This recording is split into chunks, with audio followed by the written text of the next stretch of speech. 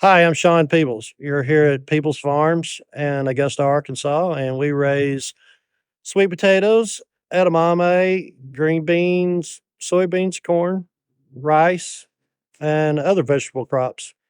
We farm about 1,800 acres. We're certified organic because we feel like it's a better way and a better price point for us. And as I said on cover crops, we have done triticale, we have done clover. Clover does not do well in our area because we're too wet in the winter and it drowns out. And the only place I've planted 80 and 100-acre fields of clover, and the only place I had clover was my roadside, all the way around the edge. Now, in the center of the field, I still had my rye. It's still, that was fine.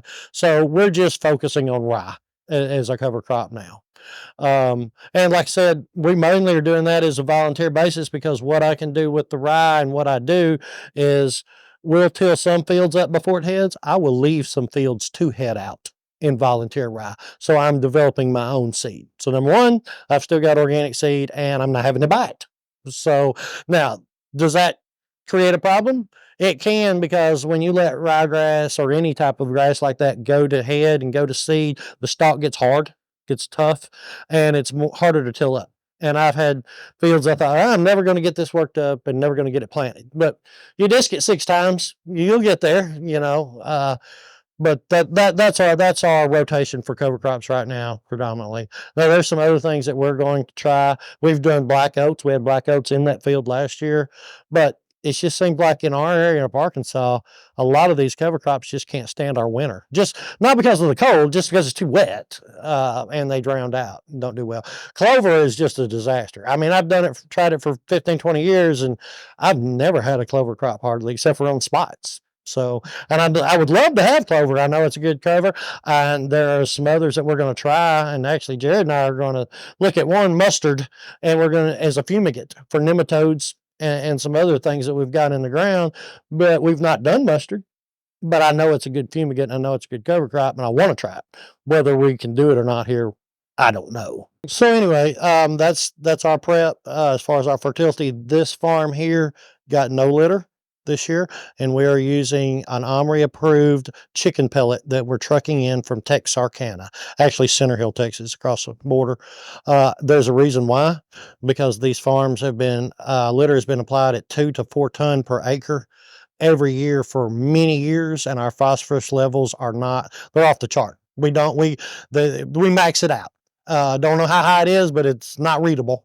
And so I'm trying to get a balance. I'm also trying to cut my fertility costs down, especially if I'm not getting a benefit anymore from the litter. Now, other farms, we are still applying raw litter, but this is the first year for the pellets.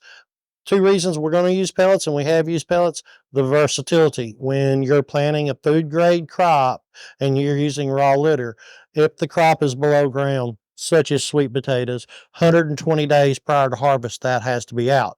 Sometimes that can be a challenge if you've got a wet spring. If it's an above ground crop, edamame, soybean, anything that's producing a pod or corn, whatever, it's 90 days prior to harvest. So with me particularly, in edamame is an 85-day crop.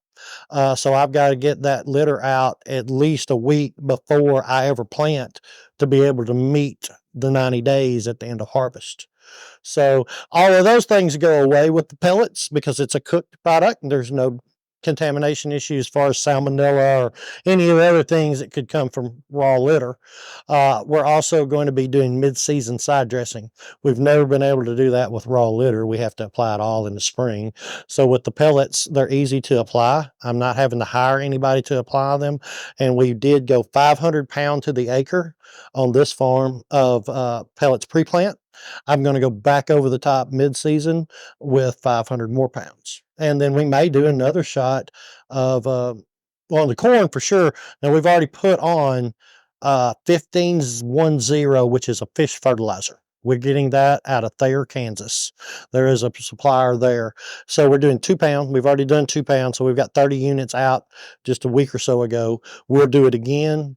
I'm going to run pellets one more time. So it's 3 applications. So to get the nitrogen in organic, you're going to make multiple shots. You can't, urea, you can get so much nitrogen immediate and you can get it quick. That's not available to us. Now, They are Chilean nitrate. It is the same as urea, except for the analysis is lower, but it's not cost effective. It's $1,400 a ton, and it is a 1510. I don't use it hardly ever. I have used it on corn, on sweet potatoes. They don't need nitrogen. All the rest of my crops, I really don't need nitrogen. It's just the corn.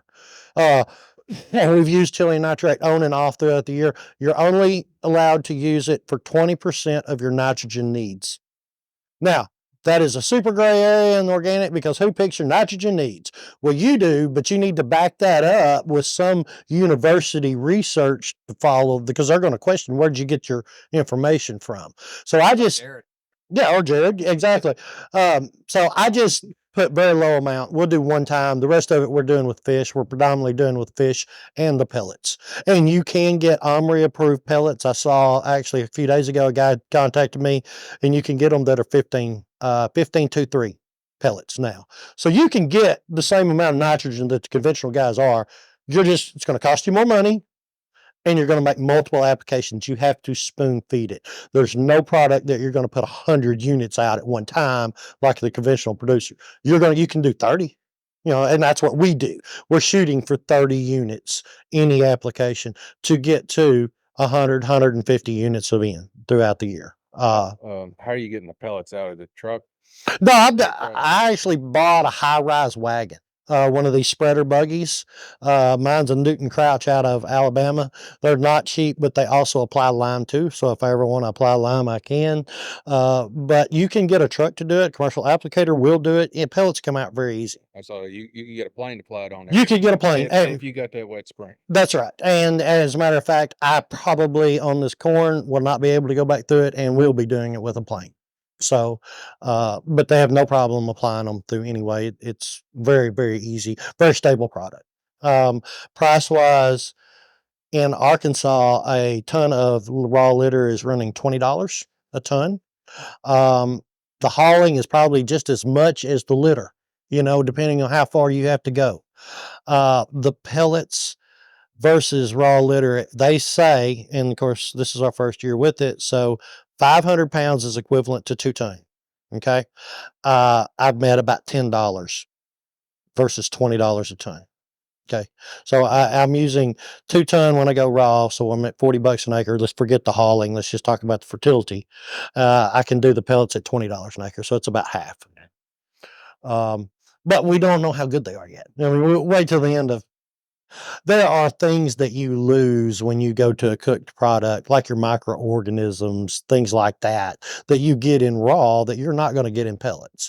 I would never leave raw litter. We're just trying to create a balance and also economic balance on the farm as well. So we'll still apply raw. We applied raw to other farms this year, and I'm not going to leave it. But I think at some point, you have to come up with something a little different. If you don't, your phosphorus levels are going to get so high. Jared and I talked about it earlier that you're going to start going down in yield, even though you're pouring more fertilizer to it, but you're not going to be making a yield at all. So that's what we're trying to do is come up with a balance and keep our soil sound balanced as possible. So with that being said, like I said, 120 days on a below ground sweet potato crop or carrot or anything else that's harvested below the ground or growing it below ground, and then 90 days on the other. And first thing we do is put vertical tills. We left discs. We don't disc our ground anymore. It leaves it too unlevel. So we're running vertical tillage equipment. Sorry, I don't have any of those out here right now, but we're preparing a seed bed. I will plow it as many times as I have to get to the point where I'm going to plant. So this year we had a dry spring. We started in March. We got early. I'd have to go back and look, but I have probably 5 passes on the field before I ever planted the crop. Okay, so a lot of diesel burned. The fuel company loves us. So, is that all for weed control? That is all. Corporation? All of the above, but the number one thing is when you get to where you're ready to plant, right? When it's time to plant beans or corn or whatever, if you're a weedy mess, you can't plant. So just like right before I saw this forecast coming in, every acre that I did not have planted, I put a tractor across. In 3 days, we worked about 1,200 acres. because I wanted it as clean as I could get it going into a 10-day wet period. Because if I had not got it clean, I wasn't bad growed up. I had grass. It's been wet, so I had grass this tall. Well, that grass would have been this tall after my 10 days. And then I'd be saying, I can't plant, so I got to work it up. Okay, well, now that I work it up, I've lost all my moisture because we're into the middle of May. Organic farming is hard. I am not gonna lie to y'all. Okay, it is the hardest way to farm that there could possibly be, as far as I can tell. But that's the reason we're continuing to till the soil. So, in some aspects, we're not very regenerative. We're burning a lot of diesel. But that's my method for keeping it clean, and that's what I've had the horror stories about as far as my field grew up. Well, I'm so growed up, I can't get a seed bed prepped. By the time I get the seed bed prepped, I have no moisture. I can't plant a crop. I'm done for the year. I've done it to myself, and that's the reason I keep them as clean as I can. And I use everything from Kelly Diamond tools, things that are making big 40-foot passes. They're just working the ground lightly. I don't have to get rid of every weed. It's not like I'm trying to clean it spotless. I just have to keep it down. So I'm trying to spend the least amount of money I can to keep it down to where it's manageable, to where when I'm ready to plant, I can plant. And that's going to start from the day it's dry enough to go into the field until you get the crop planted.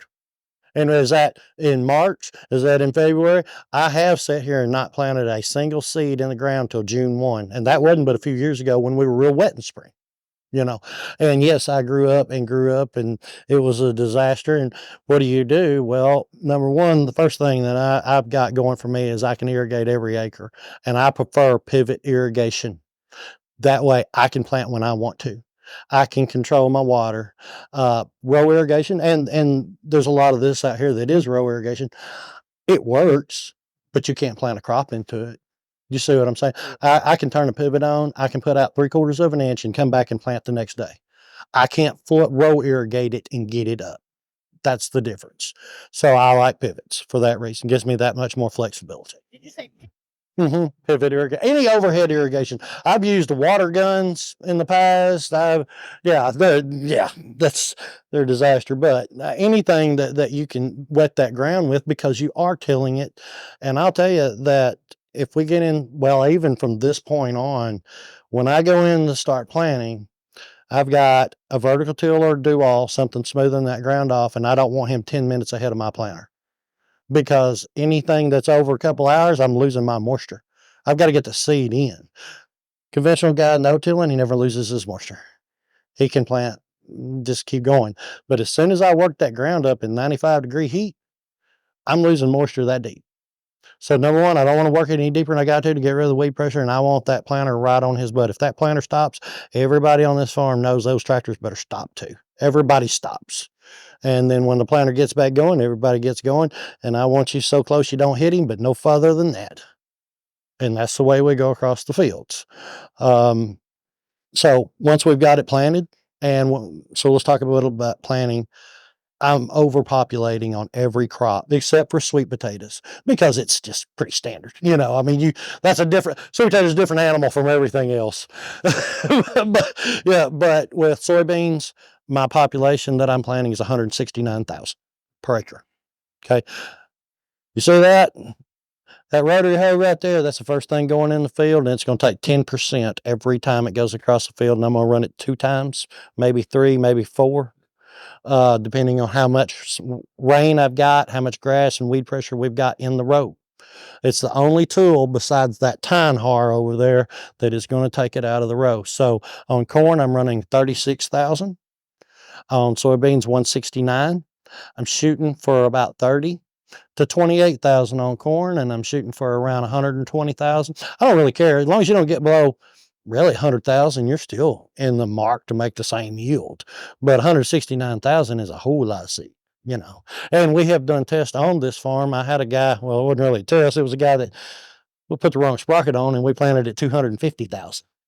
And that was about 3 years ago. And I went to running the rotary hoe because I called Jeremy Ross, soybean guy. And I said, Jeremy, I got a problem. And he said, well, just run the rotary hoe more. And so we did, and we ran it about 5 or 6 times, and we got our population down to about 170, 160. And I still made the exact same crop that I did at 100. Didn't matter. So, but I do think you can overpopulate if you go, I mean, there's a limit to everything. But so overpopulate on seed. That's doing two things. Number one, it's helping control your weed pressure. You got more plants, you're more competitive. You're going to get cover faster, and that's what you want is your canopy as fast as possible. So after we planted, we're going to cultivate. We're going to put the rotary hoe in the field. That's going to be the first thing that goes. Behind it's going to be these cultivators that you see sitting here, whichever application that we feel like is the right one for the job. These are Danish tine cultivators. That's what they call them if they got 3 plows. We run those first. They're a little more forgiving on the crop. That is a Henniker single plow cultivator, and it has every kind of attachment known to man that you can put behind it to make the dirt do whatever you want to. That one you'll run later in the crop after it gets upsized because you can throw 12 inches of dirt against your plant. Also, the other thing you need to keep in consideration on all these crops, depending on what crop you're growing, is you're shortening the crop. What I mean by that is every time I'm plowing, I'm throwing the dirt against the row, against my plant. So on soybeans and edamame, if you throw enough dirt, you lose all your bottom pods. That's where your yield goes to a point, you see, because I've covered up everything that it's set low. If you throw 12 inches, you've covered up a considerable amount of a, say, 4-foot plant, and so edamame particularly, we always lost the bottom half of our crop, and it was just something we couldn't control because we had to do something or we would have had no weed pressure or had so much weed pressure wouldn't have had a crop. But You ever do any deep tillage and pre-plant or in the fall or anything? oh well, yeah, I kind of skipped that part. Sorry. We're chiseling or ripping every acre. And the reason that we are is because we have more compaction because of the times I just told you we went across the field. Every time we go across the field, we're compacting the ground. And when you're cultivating, you're going down the same pass every time. So, you're on 12 row, you're making the same 12 rows. That tractor's in the same tracks every time. And if I plow 5 or 6 times, tractor probably weighs 29,000 pounds. I'm hard as a rock. And Well, also, at the production meeting, Travis Foskey, our top nematode specialist, he did mention that deep tillage does help with nematode suppression. Now, it's not 100%, but it does help. oh, there you go. I didn't know But that. but also on the flip side, if you start doing that deep tillage, you're going to start making holes and low spots out there you didn't have before, potential. That makes sense. So, yeah, anyway, that's pretty much where we'll get to as far as our cultivation and practices. We're running these the moment we can see an established row. So, if I've got beans in a crook like that, I got a cultivator running. It's not the amount of acres you can plant in a day. I can plant lots of acres. I've got 2 12-row planters. I got 1 8-row planter. I could probably plant 300 acres in a day, no problem. But I can't plow but a half a mile an hour on my first cultivation. And that's the reason I got so many cultivators and so many tractors is because a 12-row running half mile an hour, say it beans or whatever crop, corn coming out of the ground, 40 acres. That's about what one man can do with a 12-row machine. I get 40 acres, 8-row machines. And what we have is one farm that has 8-row equipment, one farm that has 12-row equipment. That way I've got more cultivators and I've got them running on every farm simultaneously at the same time. So in White County, we're 8-row. Woodruff County, we're 12-row. The reason that we are that way is because I got more acres in Woodruff than I do White. So we're able to cover more ground. So these this rotary hoe is about 3 years old. It's been wore out twice. I would estimate that we do about 10,000 acres a year on this. We buy a new one every 2 to 3 years. They're not overly expensive. $25,000. Hobbs Equipment Company sells them.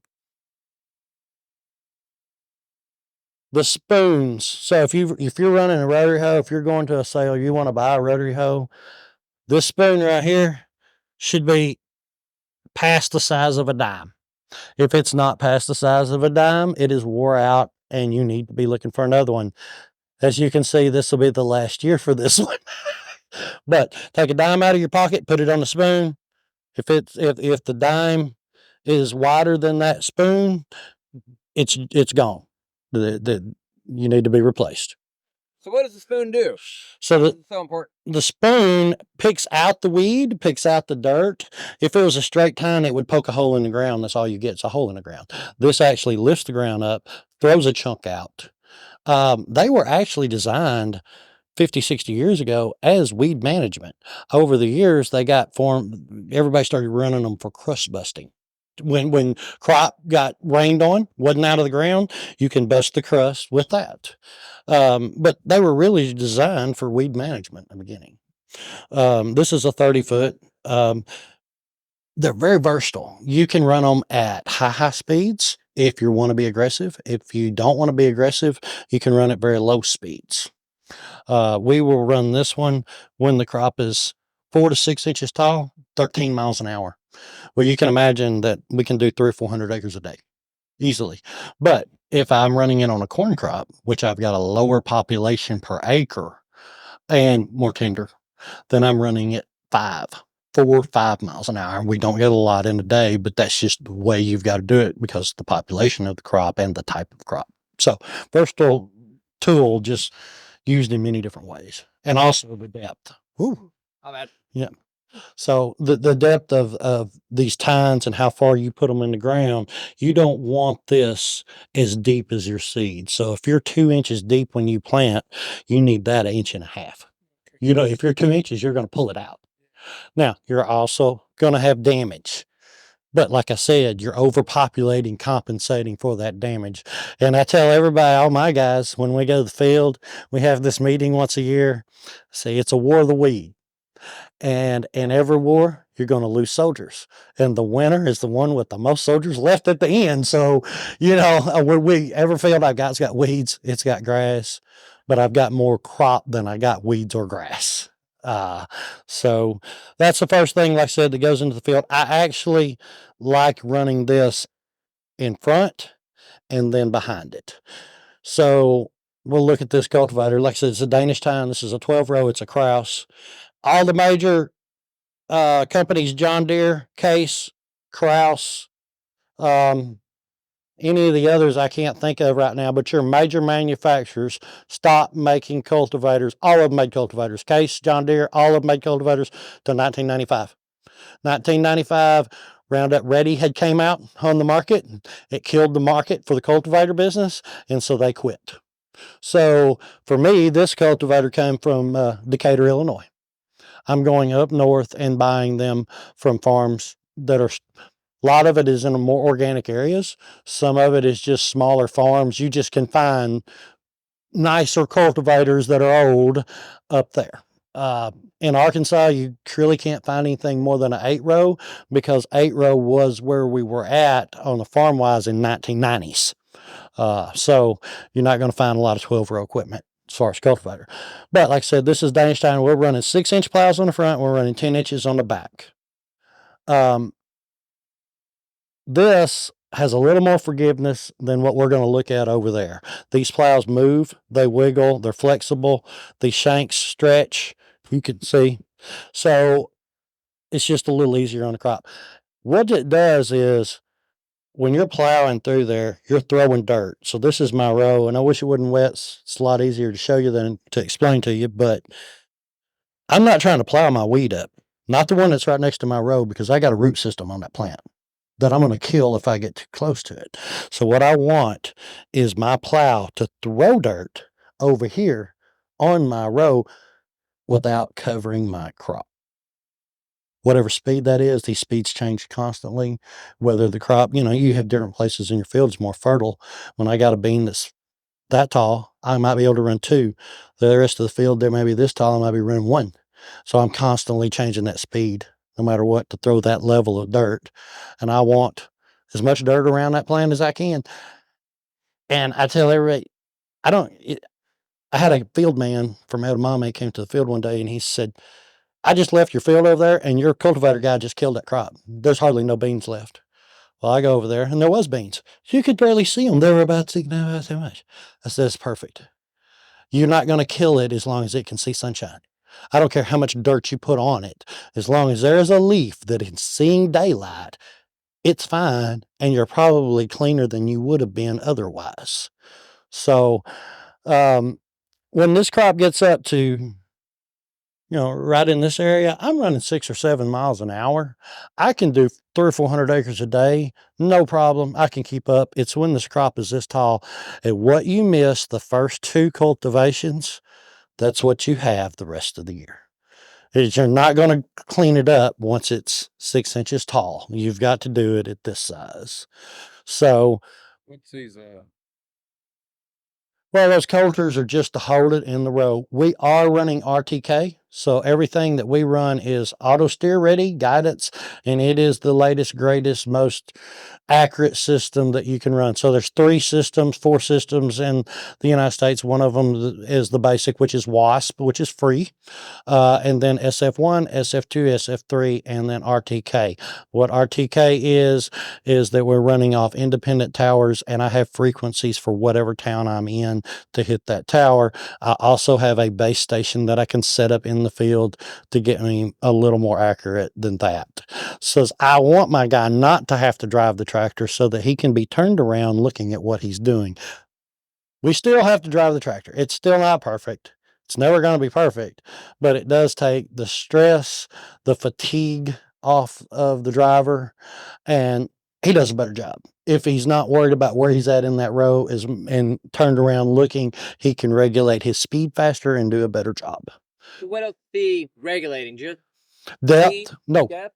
No, that hydraulic, so tractors are not, when you get one, they never have a hydraulic cylinder. We just talked about this earlier. Every tractor that we have has a hydraulic cylinder. The reason for that is that we can adjust the depth of the plow on the go without getting off the tractor. So that's an aftermarket deal. You can buy them. They're about $1,500.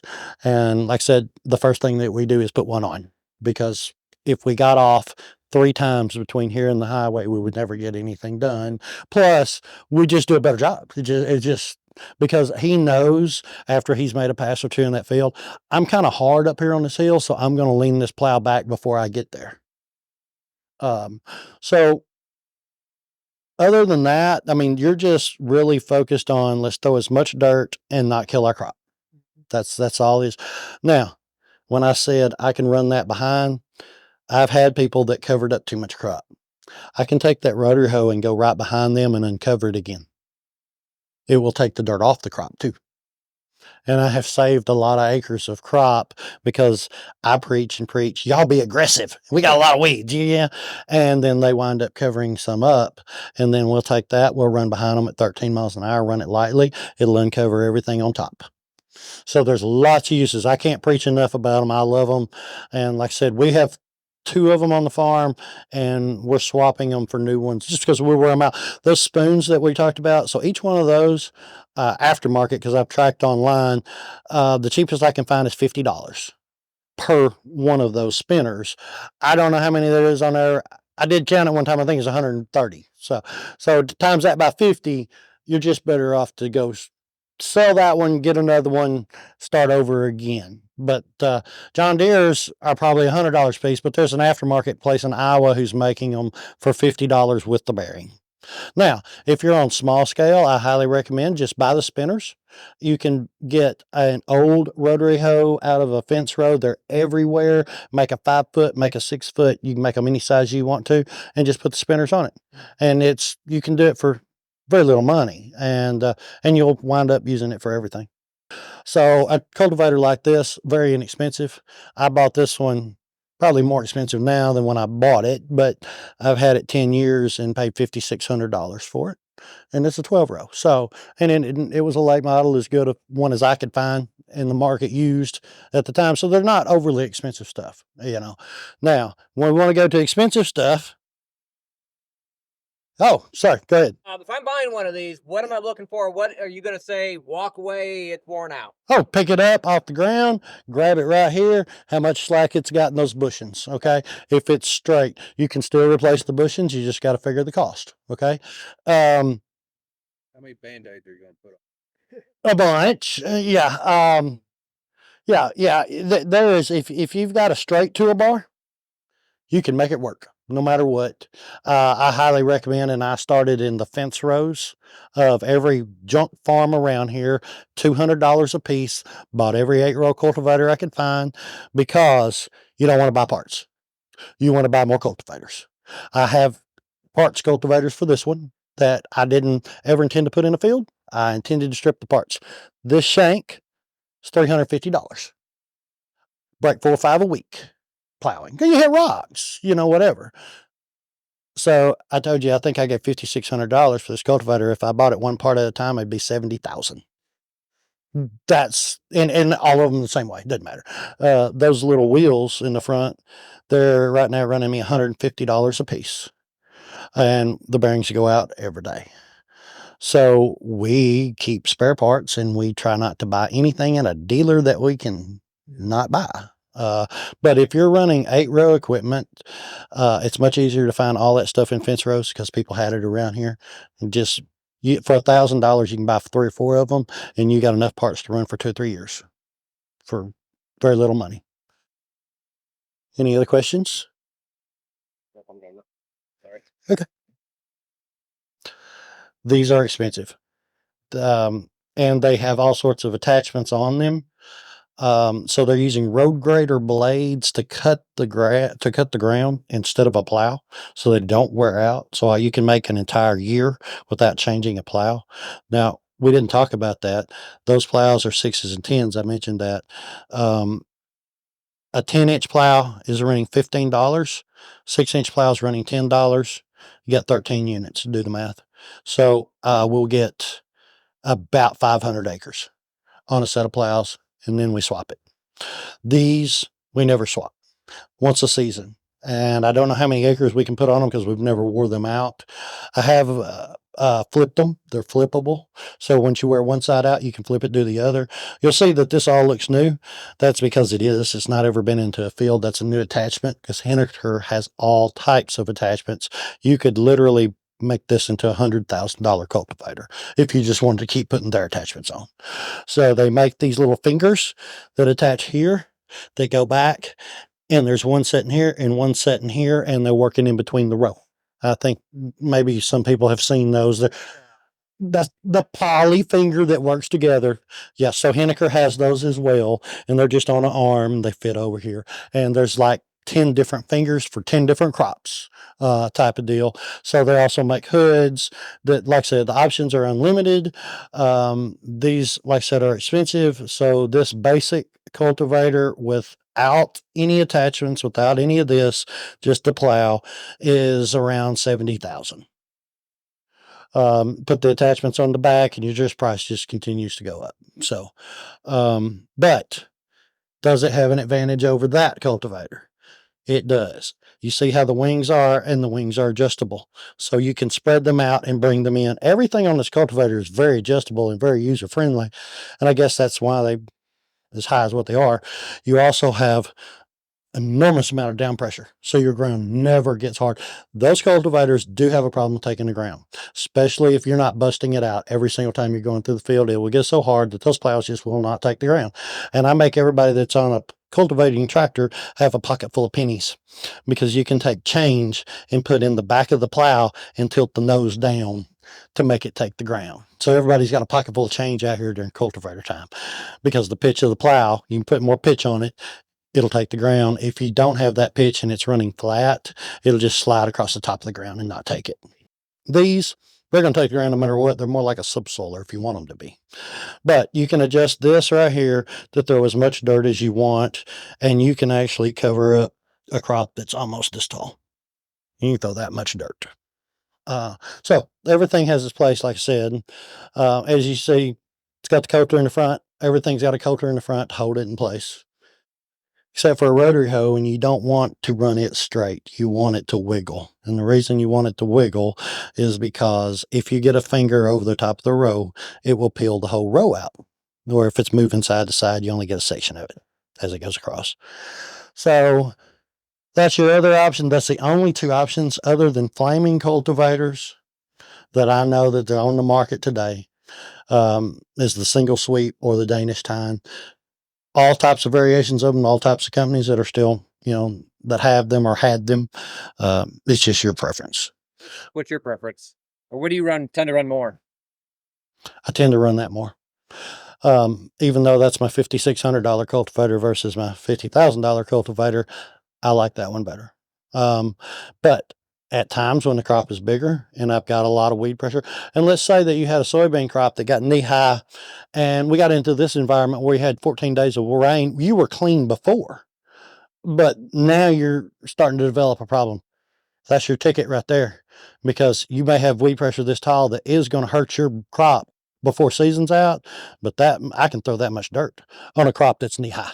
I can throw the dirt necessary to cover up every weed in the field with this, and I might not be able to throw that much dirt with that one. So A little nicer for emergency, absolutely. Yeah. And it's no different with the flaming cultivators. Those are kind of emergency situations. They really like them up north on corn because you're planting early. It's wet in the spring, and then you get a huge grass problem. Let it go. Don't cultivate. You can't, either you don't cultivate or you can't get in the field. Let the corn get bigger to where it's got that hardy, woody stalk, about the size of what you're looking at on some of that over there. And then you can flame it to death and you can kill everything under it. Here's the thing about a flaming cultivator that we've already learned is with grass, it will not kill grass. It will burn it to the ground. Well, then what do you got to do? So the recommendation is to flame it and then run a cultivator, because you're going to burn it to the ground. So you're killing the upper vegetation. So now you need to cover up. And so everything is a you're multi-pass type situation. One thing's going to clean up everything you got, and you're not going to do it in one pass. So, but everything has a place. So, and then I guess we go, what do we got? Oh, well, we'll look at that one since we're standing here. So this is different row spacing. So everything that you just looked at is on 30-inch rows. Okay. And that just is my row spacing. I think that is pretty much common on all organic farms, is 30-inch rows. Sweet potatoes are on 40. Sweet potatoes are up on beds. You'll see how these units are rotated at an angle. Now, you can take the same cultivator, scoot these units in, and you can plow 30-inch row stuff. You can plow anything you want to with it. It's just a different aspect, different way to cultivate. So it's rolling. You can run it faster. These tines spin, and they're directionally placed on here. So there's a left and a right. And as you see the curve of this, as that comes around, it throws dirt towards the row. I could switch that and switch that one to this one. I would throw dirt away from my row. But I'm, again, trying to carry dirt up. Let's just say that I got that cultivator on 40s and I could plow sweet potatoes down that road. I could never throw dirt high as the bed of a sweet potato bed. That's what these are for. This thing is older than me, and I'm old. They're very inexpensive. I think I gave $800 for this one. They're still made today, new. I believe it's Bigham Brothers that bought out. This is Lilliston Rolling Cultivator. That's what they were used. Everybody in Arkansas had them up until the 50s and 60s and 70s. Which is probably the age of this one. But they still make them today, and you can buy new ones if that's what you want. I've had these made up in 1 rows, 2 rows, depending on what crops we were using and planting in. They're just a good little cultivator. A sweet potato crop is the most expensive crop organically that I have grown, except for maybe a watermelon or a pumpkin. But anything that vines that you have to stop cultivating at an early stage is expensive. Anything that grows straight up that doesn't vine is cheaper to maintain the weed pressure.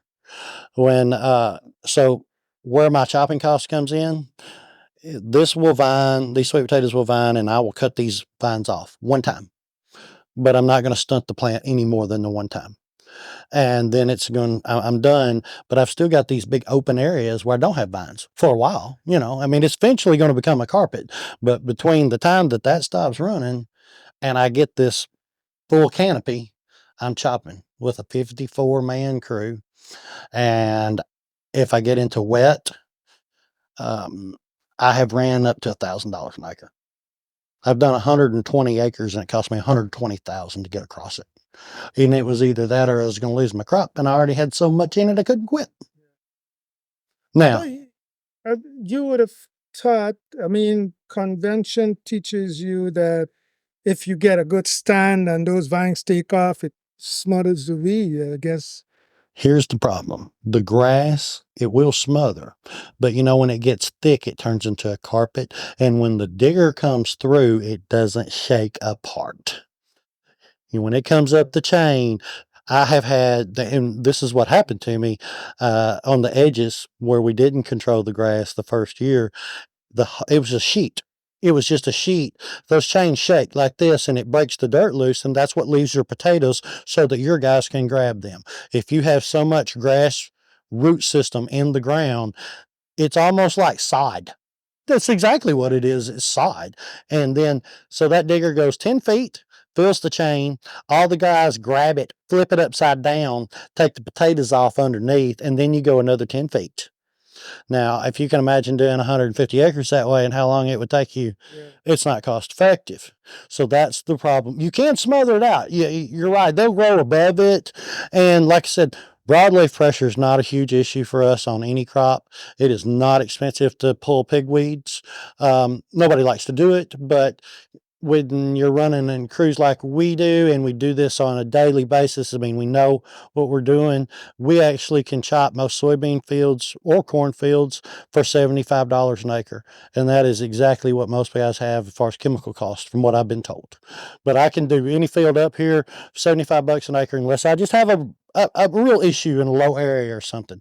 Sweet potatoes, sky's the limit. And I have had a lot of companies come here and do test products. We had one a few years ago who had 2 rubber wheels that mounted to the front of the tractor.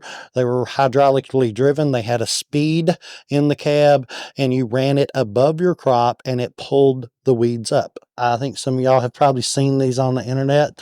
It didn't work.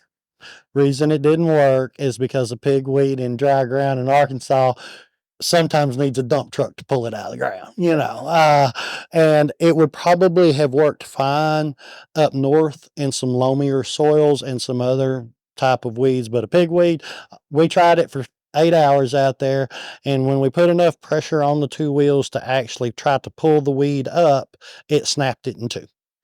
And so after 8 hours, the guy finally just left and said, see ya. And we did not buy one. So, but they make those in 1 row and 2 rows. And then we've also attempted the hydraulic motor that's sitting on the seat that is on a toolbar that we did a 6 row. They do make them up to 12. You can put as many of them as you want to, but it is a metal wheel. You're sitting in a seat. You have a hold of it like this. And you've seen like the Eco Weeder. Yep, the Eco Weeder is one. And you actually worked it. It will do 4 acres an hour per row. So times that by, you can cover some ground, but if the ground gets hard, that little tine does not work well in the dirt. Everything has its place. How much do you want to spend? If you want to be a millionaire organic farming, start out as a billionaire. And, so, but that's, like I said, that's that one. And the only other one that we have up here that we'll look at is the tine weeder. That is a very, very popular piece of equipment in organics. Pretty much every farm up north has them. And that is another one of those tools that has its place. We use it in corn this year. This field right here was done with it. We'll take a look at it. Plant your crop today. You've got swelling, and you're going to start pushing on a soybean within 48 hours, 72 hours? Before the bean ever moves from the spot, you run this. So on day 2, day 3, I've already got little fine hairs, microscopic hairs of grass and weeds out there in that field. They're already germinated because I was in moisture. I'm going to run this. I'm going to run this on day 3. I want to run it before my crop starts to push and before it starts to move. Because if it's starting to move, I'm going to catch it with this finger in the ground. Now, I'm going to adjust the depth and make it to where it's only 1 inch deep, 2 inches deep, whatever you want it to be. But thank you. The top is off already. Oh, okay. This is what we ran it in all this corn. It worked very, very well. And even though you can't see weeds in your field, you got weeds in your field. And that's what we're trying. So organic, the whole philosophy behind it is you work proactively, not reactively. There's nothing, we don't have a chemical. We're not using chemicals here, so we can't clean up mistakes.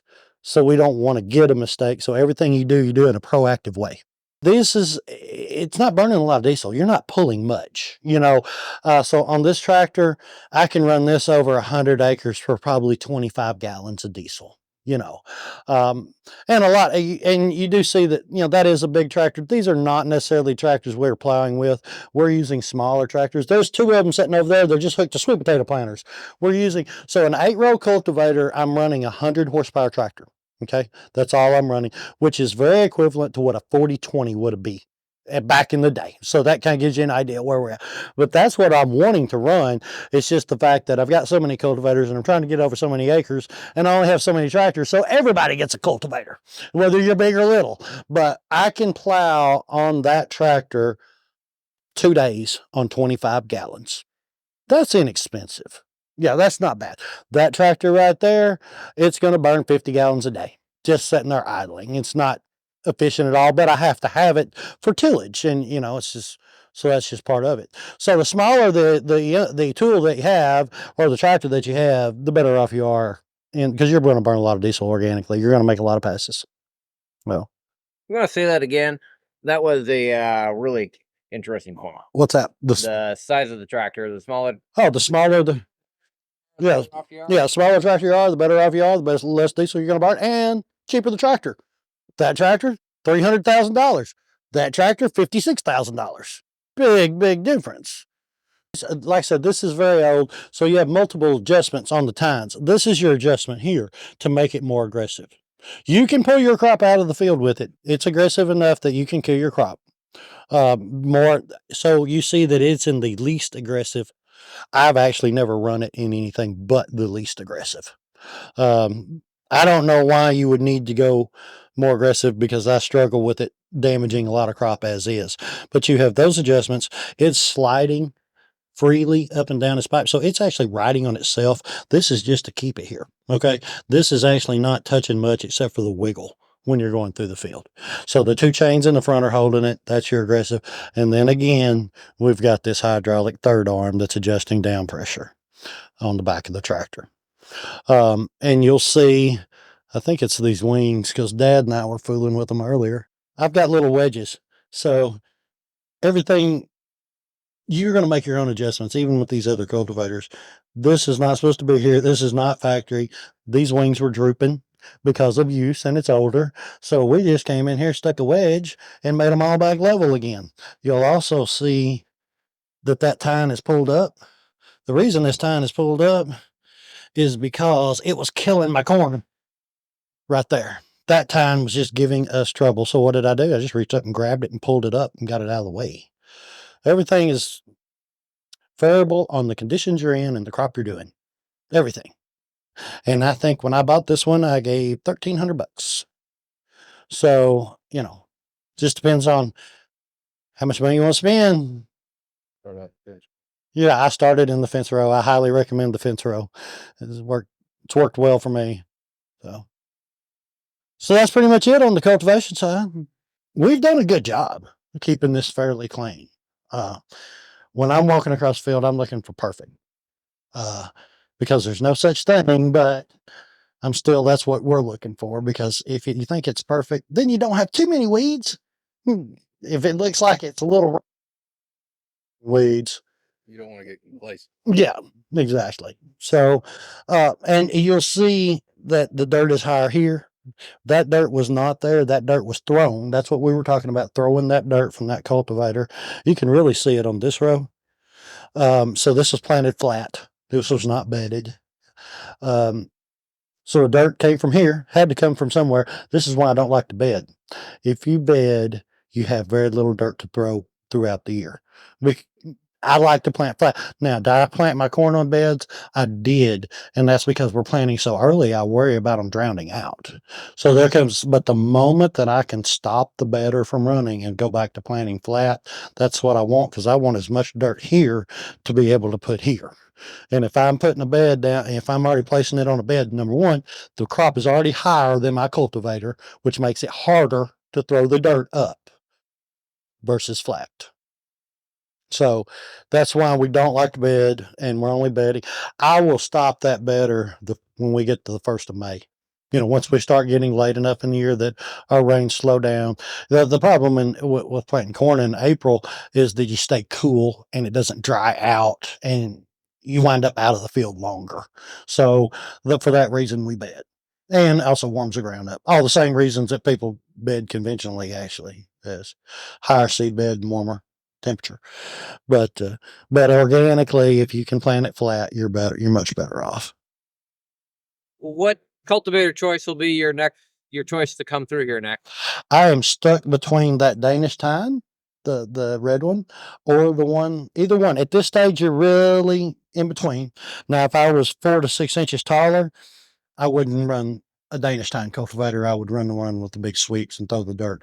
But you're really in between right here, especially with these. See, this is not near as tall. Yeah. And you're going to have that later emergence probably is what caused it, I would assume. You probably know more than that, Jared. But we'll probably have to run the Danish cultivator through here and then turn around and run the other one. And one cultivation does nothing. So every time we cultivate, it's 2 passes run opposite ways. Because if you've got a cultivator tine that is off the row a little bit, you're going to leave a gap. Well, if you turn around and go the opposite direction, the next time you plow, you get rid of the gap. So we're running 2 directions 2 times each time we plow. Back, right? But back to back. When he gets to that side, he's going to turn around on that same pass so that he's going the opposite direction, so that he knows he's going the opposite direction all the way across the field, and turn right back around and go back over it. Now, at the stage that you're at, unless you see little bitty stuff, there's no need to run a rotary hoe. Can you run a rotary hoe on these? Yes, you can. It won't hurt them at all. Just make sure you're getting something bang for your buck. I can tell you that probably by the time this is dry enough, and we've got rain in the forecast for 2 or 3 more days, and then when we're looking at a day or 2 to dry out, probably what you see out here is going to be too big for a rotary hoe to take care of. There might be a little bit, but then again, you've got to be cost effective. Can I show him something? Yeah. Those 2 little leaves, that's the titling we were talking about. If he runs that rotary hoe over it, he may tear up this upper trifolia. That's an expanded one, so we're growth stage roughly be 1.5. He kind of tears that leaf up a little bit. It's still going to come out now. It's going to set him back. Let's say he never done it and he would harvest, let's say on September 1st. Well, if we kind of do a little damage to these leaves, it'll push him back, say a few days to a week, just depending how much damage there is. But yes, he can still get away with it as long as he does not hurt those 2 little ones. That's the cod. So, and I will say this too. I know guys that are trying to push 100 bushel yields that are conventional, and what do they do to try to do it? You probably saw it, Jared. They bush hog the tops. So you seen them do it, and what does it do? It makes the plant bush out. The rotary hoe will do a very similar thing. You're beating up the top of the plant. And what is the goal out here? The goal on every crop is how fast can I get that plant to touch that plant? Because I'm done. My cost is ended. I have no more expense as far as keeping the crop clean. As soon as I can get those to canopy. Now, we talked about being on 30-inch rows, and that's what this is. I have tried narrower rows. There are organic farms up north that are doing 20s. I don't do 20s because I tried it. And the only way to plow a 20-inch row is a single plow. And then it's just, doesn't do as good. You just can't control the weed pressure in the row as well. But I do know guys I don't know a lot of organic farms that have stayed on 20. I know a lot of organic farms that attempted 20, and we did too. But we went back to 30. Also, you're looking at the tire size of your tractor, and the row spacings and all has to go into that 20-inch row. And that's hard to do. It's been plowed 3 times. It's been rotary hoed 3 times up to this point. So we got 6 passes, right? What do we have prior to plant? We had talked about how many plant. I don't even know how many passes I've got, but I will tell you that I keep a count, and on average, every acre that I farm gets 13 from harvest to harvest. So I farm about 2,000 acres.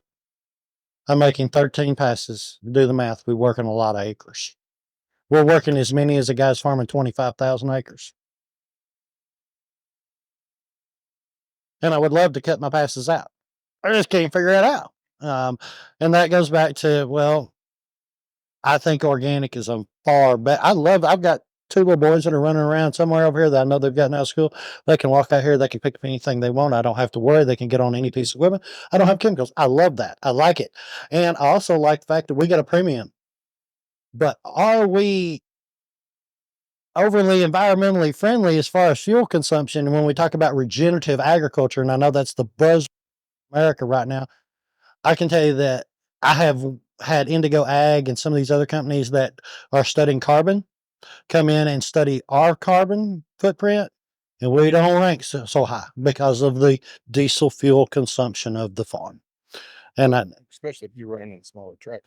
yeah, so I mean, I'm doing it because I think it's a better way, and we have a better market. Okay. And like I said, I love the fact that I don't have to fool with chemicals. My kids don't have to fool with chemicals. That's why I do it. But there are downsides. And I think that all of the economy, the consumer needs to know what the difference is and why we do what we do. So, Can you talk a little bit about your seed costs for your seed versus conventional? If you know, I don't know what conventional seed costs are, but I can tell you what our seed costs are. So on these soybeans, and these soybeans come from Albert Lee seed, which is, there's only really two major organic. One of them is Albert Lee, which used to be Blue River, and then Beck's. Now, Beck's has a brand of organic products called Great Organics. So it's a whole different wing, thank you, to Beck's. This is $60 a 45-pound unit. I have no idea what conventional seed costs, Jeff. Let's say I'm going to plant an extend flex, something with some technology behind it. $60 to $70 a bag, Okay. 50-pound bag. All right. On my corn, the corn I was not able to get, and this is something else that I guess organically everybody needs to know. There are a lot of varieties of seed not available to us in the South. Okay. This is the only seed I could get. I had no choices organically, and it is a 4.6. I would like to plant a 5.5, just because that's what I grew up with on these old Ozarks and Hutchinson soybeans. But the only two seed companies we got are way up north, and they don't really cater to us people in the South because we're not a big enough market for them to care about. With my corn seed, I was not able to get anything past 111 day. I did not want 111 day. So I got untreated conventional seed that was shipped to me by Pioneer. I did my seed searches. So if organic seed is not available to you and you source 3 locations and variety is the reason, you can use conventional seed. You just have to have all the documentation that it's untreated, that it's non-GMO, and the company's Pioneer or whatever will provide that to you.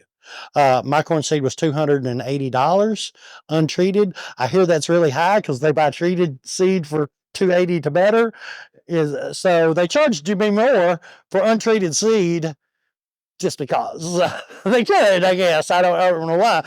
But I planted I couldn't even tell you what the number is, but it's 117 day variety of corn. That is what we have over here. Well, and then also the corn belt up there, that's where all the corn seed is grown for seed. They don't really have it to where they can have a shorter growing season for down here in the South. It's just all done up north. It's the way it's done. So all seeds are the same way or organically. We just talked about the sweet potato slips. I had no availability whatsoever. So for years I used Matthews Ridgeview Farms as a seed because I didn't even have the equipment to raise slips at that time. So I would source 3 locations, and the only locations I could even find that had slips was like North Carolina. And there's no way to ship a living slip that far and expect it to be good when it gets here because they're only good for about 48 hours. So I was using conventional slips, and Mr. Matthews would provide me a letter saying he didn't use any herbicides on mine. And so we were allowed to do that. But they always, and there's a big push. And remember, in organics, we just went under, as of March 17th, all new rules that we haven't had since 1990, when the establishment of the organic program was put out. So now we're under a lot stricter rules. It needed to be, because the market has grown. We need to be able to cut out a lot of fraud that's in this market as far as imports coming into America. So it's a good thing. It's also going to make it a little harder on the producer. There's more paperwork. There's more. I'm having to have little stickers made for all of my trailers that say they only haul organic product. In the sweet potato business, we all use those wooden crates that are 1,000 pounds. I'm having to dedicate those crates to me, so that when I ship them to Mr. Matthews, even though he's organically certified, he's not the grower. He's got to be able to keep my boxes separate so that I can get mine back. In years past, what we did was, in the spring, we washed them. That was our cleaning process. And if they're washed down, then we were good to go. Now they have to be designated for organic production. That's going to make a little more work for me and for Mr. Matthews on that side of it. So, but all those things are so that you make sure that you're getting what you want, that you're getting what you pay for, So anyway, those things are important, and these are all new. And as a producer, I can tell you that I'm getting emails from our certifiers on a weekly basis saying, hey, this is going to be the new guideline. And we all have questions. We don't understand all of them. So there's a learning curve here, but it's going to be a little more stricter. But one of the things I do like that I've already realized is going to happen by the new rules, they kept the brokers completely out. Now, whoever buys my sweet potato, end user, I will know who it is.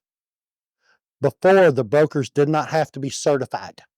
They could buy your product organically and sell it to someone as an organic product, because it was, but there was no step in there for that broker to be certified, even if that truck went to his facility and then went on. Say I sent an 18-wheeler load to a broker in Chicago who broke that load down and sent it to 4 retailers. I didn't know who the retailers were because I wasn't allowed to know that. Now I have to know who those retailers are. And that's part of the organic protocol to follow tracking. It's the tracking of our organic products across the United States. And then that broker.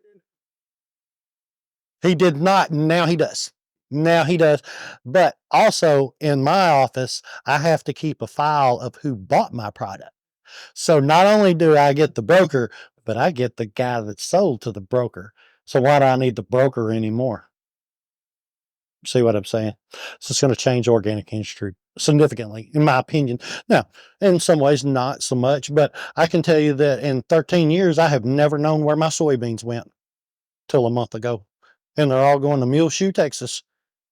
Didn't know it, didn't have a clue where they're going, because the broker was All Star Trading. They only brokerage organic crops, and they're out of Chicago, Illinois, and they weren't about to tell me where their crop was going. So what do you think this fall I'm going to do?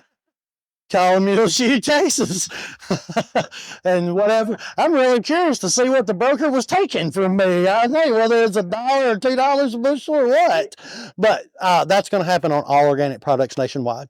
So transparency is what they were after, and I think transparency is a very good thing in organic industry. Yeah, it's good for the farmer, and it's also good for the consumer, because not only is there that traceability to y'all, to a retailer, to the buyer, now we all know who's got it and where it come from, and that type of thing. So I think it's a good thing.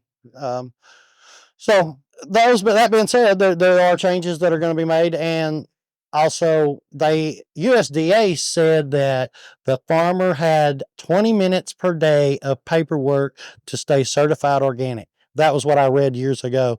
That's going to increase, and that's also going to make it harder on the small producer. That's disappointing, because I can tell you that there is no way. I did my paperwork myself. My wife worked at the courthouse up until I got up above 700 or 800 acres, and I started doing more vegetables, sweet potatoes, edamame, things like that. And there was no way I could keep up with the paperwork. I couldn't work 16 hours a day. And I'll tell you what I do. I wouldn't write anything down, because I'm just like every other farmer. And then I'd get to Friday and think, crap, hadn't wrote nothing down, and I catch myself saying, what day did I plow this field? What day? Well, I didn't keep my receipt from where my seed was from because I threw it in the dash of the truck. So it's going to make it a lot more of a challenge. But You'd be allowed to hire basically a bookkeeper. oh, absolutely. And there's also some computer programs I see that are out now that help that, keep up with tracking. What has changed for me on my farm is when I started raising vegetables, I had to have global gap, which is good agricultural practices, which is a whole nother level of paperwork that actually made organic seem simple. After you get through global gap, and now we're going through Primus and all these other food safety things. So once you get to a level, and here's the other thing, you can't sell to a major retailer without it. Full. No minimum. There's no minimum, and to say that, I want to tell. I was speaking at a conference, and I don't even remember what state I was in. I was in Arkansas, and I got through with my talk, and this husband and wife came up to me, and they said, "We just loved your talk. We wanted to talk to you a little bit." I said, "Yeah, sure." So I said, "So where do y'all farm?" They said, "Chicago." And I said, what do you raise? And they were telling me that they had arrangements with nice restaurants downtown Chicago and some of the markets. And in the process of talking to them, they told me that the size of their farm was 150 foot by 10 foot. And they had hauled dirt to the top of the apartment complex in raised beds. And both of these people quit their jobs and were making a living in a 10-foot. Now, because they're on an apartment complex, they had heat. So they were doing the tunnels in the winter. They were raising year round. And as soon as a crop was finished, they planted another one. But you don't have to have acres. You don't have to have 8 acre. And they were clearing $80,000 to $90,000 a year. But they had really nice restaurants in their area. They had really, like I said, natural food stores. They had a handy market right in front of them, and they had 150 foot by 10 foot wide. And the guy told me, he said, took a lot of 5-gallon buckets to carry that dirt up there. And he had used 2x12s to make his bed. And this was not their first year. They were like in their 4th year and doing very, very well. Well enough to both quit their job, and that was their full-time job. So size makes no difference. It's a niche. You got to find a niche and work that niche. But you can do it on nothing hardly. You can do it on from me to the end of that row right there and that wide and produce. I know other farms around here. One of them was our extension agent that was here before you, Jared, his brother, Brandon, 5-acre farm. I know Brandon well. I've known him for years. He don't farm 5 acres. He's got 3, maybe. And he's made a good living for himself, and he's made a name for himself. And I can tell you can go into Burrito Day in Searcy. It's going to have 5-acre farms rode up there along with the beef farms and the other farms they use. Brandon produces a lot of produce. Don't forget. So can we all give you're John welcome. a big thank you for doing the farm and Thanks for coming out. out